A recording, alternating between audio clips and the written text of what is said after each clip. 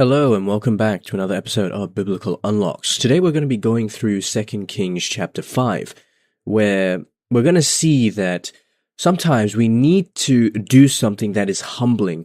The solution is that we have to do to fix our problems can be devastating to our own egos, but it is necessary because obeying God requires us to put aside our pride. We need to accept His grace on His terms, and that's what we're going to see in 2 Kings chapter 5.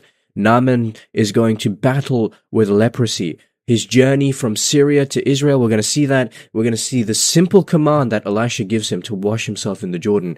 And we're going to see Gehazi's tragic greed.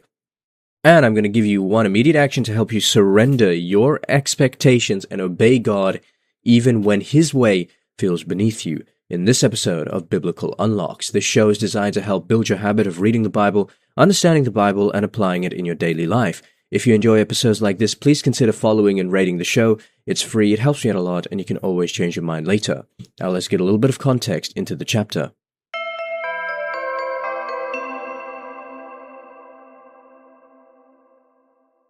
Okay, so 2 Kings chapter 5 tells us about the story of Naaman, who is a powerful commander of the Syrian army who suffers from leprosy. A young Israelite servant girl tells Naaman's wife that the prophet Elisha can heal him. Naaman travels to Israel with a letter from the king of Syria, but Elisha does not personally come out to meet him. Instead, he sends him a messenger instructing Naaman to wash 7 times in the Jordan River. And Naaman initially becomes furious because the command seems beneath him. He's a powerful commander of the Syrian army. Why would he go and wash himself in the Jordan River? But his servants persuade him to obey.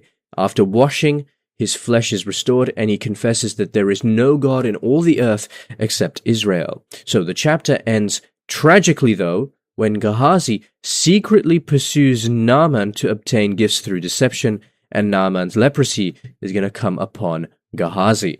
So let's read verses 1 to 14. The focus here is going to be on Naaman hearing about Elisha and washing himself in the Jordan River. My question to you is, how can our greatest strengths become irrelevant when we face our deepest weaknesses? And why does God give Naaman such a simple yet humiliating command? Verse 1. Naaman, commander of the army of the king of Aram, was a great man and in high favor with his master, because by him the Lord had given victory to Aram. The man, though a mighty warrior, suffered from a skin disease. Now the Arameans, on one of their raids, had taken a young girl captive from the land of Israel, and she served Naaman's wife. She said to her mistress, "If only my lord were with the prophet who is in Samaria, he would cure him of his skin disease." So Naaman went in and told his lord just what the girl from the land of Israel had said. And the king of Aram said, "Go then, and I will send along a letter to the king of Israel." He went, taking with him 10 talents of silver, 6,000 shekels of gold, and 10 sets of garments. He brought the letter to the king of Israel, which read, "When this letter reaches you, know that I have sent to you my servant Naaman, that you may cure him of his skin disease." When the king of Israel read the letter, he tore his clothes and said, "Am I God to give death or life, that this man sends word to me to cure a man of his skin disease? Just look and see how he is trying to pick a quarrel with me." But when Elisha, the man of God, heard that the king of Israel had torn his clothes, he sent a message to the king. "Why have you torn your clothes? Let him come to me, that he may learn that there is a prophet in Israel." So Naaman came with his horses and chariots and halted at the entrance of Elisha's house.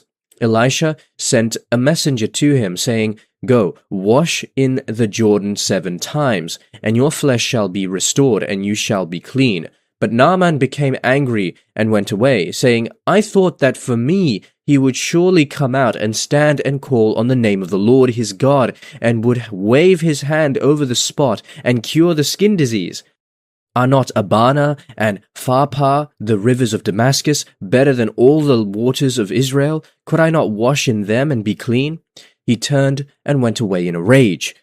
But his servants approached and said to him, "Father, if the prophet had commanded you to do something difficult, would you not have done it?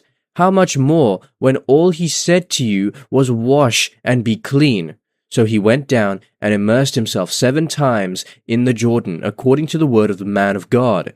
His flesh was restored like the flesh of a young boy, and he was clean. Naaman reminds me a lot of King Baldwin IV of Jerusalem, right?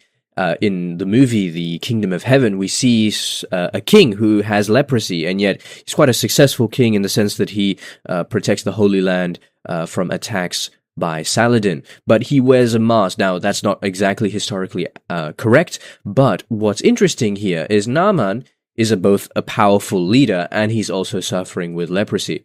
And this is interesting because Scripture is deliberately placing Naaman, right, and his greatness behind his weakness. He's a commander, he's a respected man, he's highly regarded by his king, and yet even his status cannot solve the one problem that ultimately exposes his vulnerability, which is his leprosy, right? So this is the first lesson of the chapter, that your human greatness, whatever achievements that you accumulate for yourself, cannot eliminate human needs. That is, the world that we live in is a fallen world, and you are going to experience that in some way or another, and he's experiencing this through leprosy.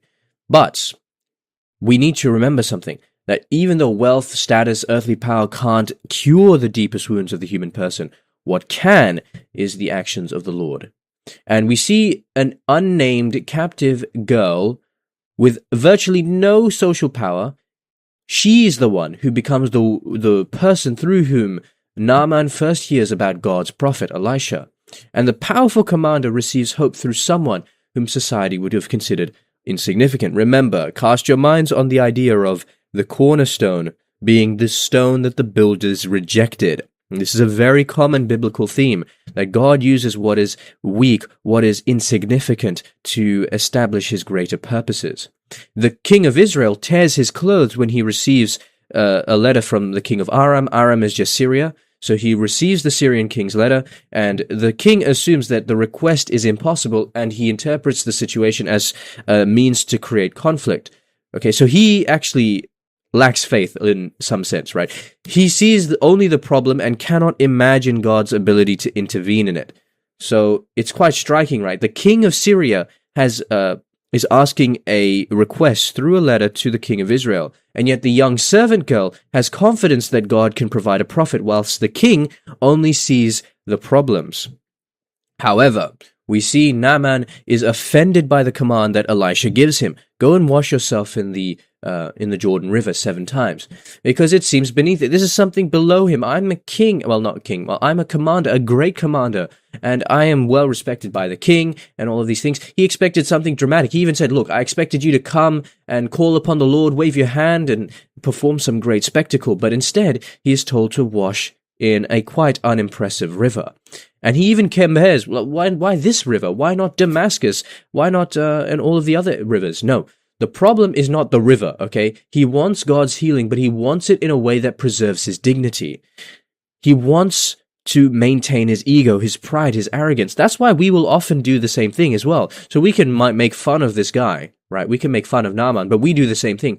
Oh, but I don't want to seem like weird. I don't want to seem, I don't want to get out of my comfort zone. I don't want to proclaim Jesus to people. I don't want to share, because what if I'm embarrassed by them? What if I lose opportunities and stuff like that? No. The interesting thing, though, is that Naaman finally obeys, and his servants reason with him. They said, look, if Elisha told you to perform some enormous task, you would have done it. So why do you refuse something simple? So he lets go of his pride, he enters the Jordan, washes himself 7 times, and the miracle occurs after he surrenders his pride. So the obstacle was never the Jordan, it was his pride. That is what prevented him from being healed. So what are we preventing from being healed in our own lives? Through our pride. Okay, let's read verses 15 to 19 now. The focus here is going to be on Naaman responding to God's grace.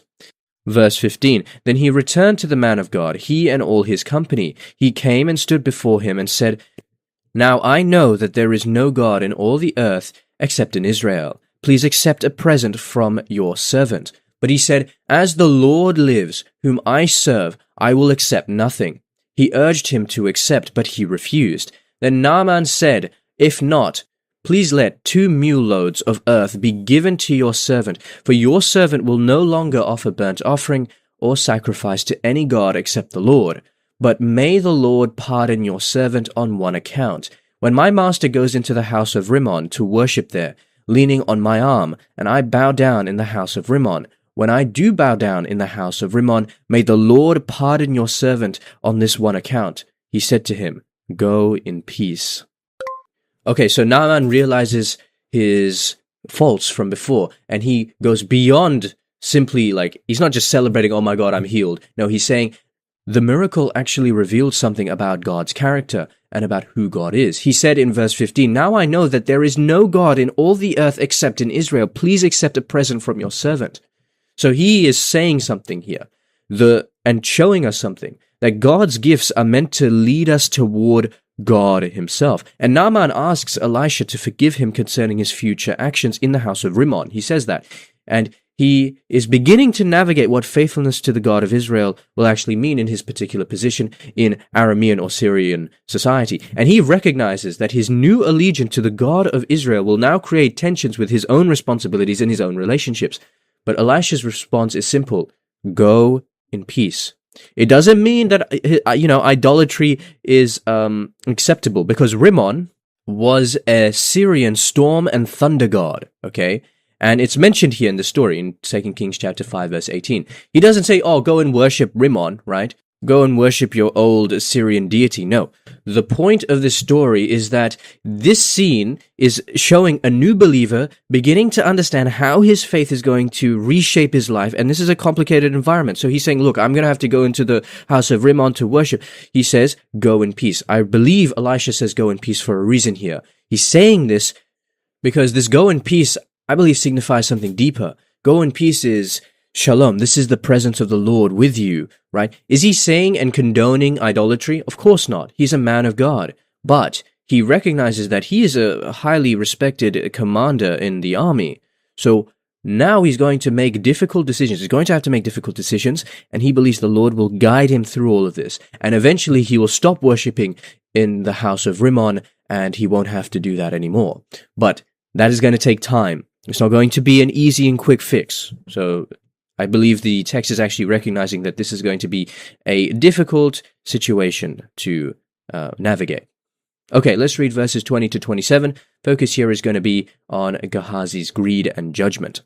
But when Naaman had gone from him a short distance, Gehazi, the servant of Elisha, the man of God, thought, My master has let that Aramean Naaman off too lightly by not accepting from him what he offered. As the Lord lives, I will run after him and get something from him. So Gehazi went after Naaman. When Naaman saw someone running after him, he jumped down from the chariot to meet him and said, Is everything all right? He replied, Yes, but my master has sent me to say, 2 members of a company of prophets have just come to me from the hill country of Ephraim. Please give them a talent of silver and 2 changes of clothing. Naaman said, Please accept 2 talents. He urged him and tied up 2 talents of silver in 2 bags with 2 changes of clothing, and gave them to 2 of his servants, who carried them in front of Gehazi. When he came to the citadel, he took the bags from them and stored them inside. He dismissed the men, and they left. He went in and stood before his master, and Elisha said to him, Where have you been, Gehazi? He answered, Your servant has not gone anywhere at all. But he said to him, Did I not go with you in spirits when someone left his chariot to meet you? Is this a time to accept silver and to offer clothing, olive orchards and vineyards, sheep and oxen, and male and female slaves? Therefore the skin disease of Naaman shall cling to you and to your descendants forever. So he left his presence diseased, as white as snow. Okay, so Gehazi's sin is extremely serious after Naaman has just experienced God's grace. And the reason is because Gehazi sees God's miracle and immediately sees it as an opportunity for his own personal profit. Elisha refused Naaman's gifts, but Gehazi secretly pursues him and lies to obtain them. And there is a devastating contrast here. Naaman initially began as a proud, arrogant, prideful outsider, and he leaves praising Israel's God. Gehazi begins as a servant of God's prophets and ends by exploiting God's grace for his own personal gain.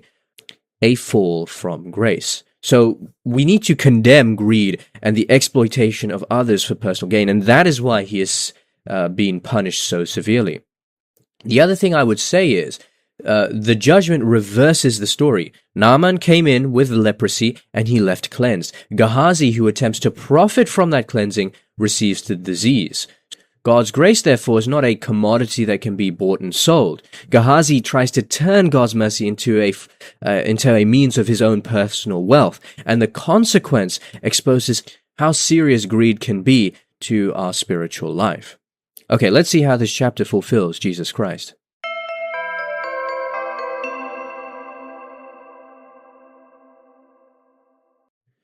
So Naaman's cleansing points forward towards Christ's greater work of cleansing sinners. Naaman's disease makes him ceremonially and socially unclean, and he cannot heal himself. Jesus, however, comes as the one who touches the unclean, heals the sick, and ultimately cleanses humanity from the deeper disease of sin. The Jordan cannot save Naaman by itself. God's grace does. Similarly, salvation from a Christian sense comes from Christ, and it is received through faith and obedience. And Jesus also reverses the tragedy of Gehazi, because Gehazi tried to profit from God's grace, but Christ gives grace freely. He does not demand payment for salvation, he gives himself. Where Gehazi takes advantage of another person's need, Jesus Christ enters our need and bears its cost himself. That's why we read in Luke chapter 4, verses 24 to 28 that, "And he said, Truly I tell you, no prophet is accepted in his hometown. But the truth is, there were many widows in Israel in the time of Elijah, when the heaven was shut up 3 years and 6 months, and there was a severe famine over all the land. Yet Elijah was sent to none of them, except to a widow at Zarephath in Sidon. There were also many with a skin disease in Israel in the time of the prophet Elisha, and none of them was cleansed, except Naaman the Syrian. When they heard this, all in the synagogue were filled with rage." You'll notice that Jesus mentions Naaman the Syrian in Luke chapter 4 because it's an example of God's grace reaching beyond Israel. God's grace extends to outsiders who have faith rather than to insiders who take God for granted. Because Naaman was a foreigner, yet he was healed by a prophet. And Jesus is challenging his hometown sense of a special privilege. Oh, we are the children of Abraham. We're going to do all of this and it's fine. We're going to be protected. No, you must have faith in the Lord Jesus Christ. And the saving mercy of God reaches the outsider who comes to him in faith.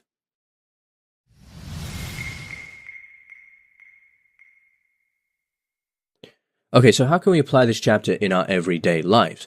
I think the most important thing that we can mention here is we can very easily resist, like Naaman, we can resist to put ourselves into the Jordan River, to get a little bit dirty, to put aside our pride. This is an important thing to mention, because if we are so prideful and arrogant that we cannot even let God work in our lives, we'll never be healed, right? So we need to stop waiting for some dramatic sign, some symbol. Instead, we need to take simple steps of obedience. Read the Bible, pray regularly, trust in the Lord in these small ways, pray for someone else. And in these small ways, we can actually see God's enormous and beautiful grace work through us. And we need to check our motivation as well. We don't want to be like Gehazi. Am I following God because I love him or because I want something from him?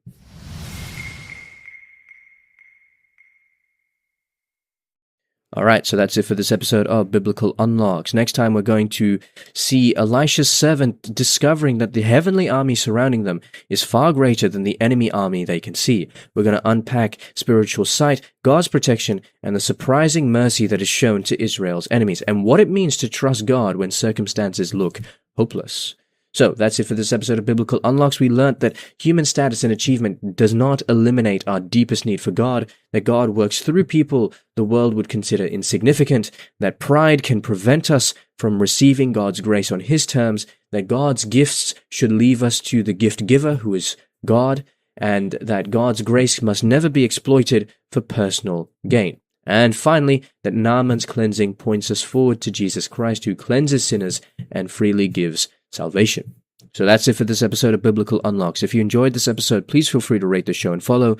It's free, it helps me out a lot, and you can always change your mind later. Otherwise, just have a blessed day. And remember, if you're not in your word, you're in your feelings. Godspeed.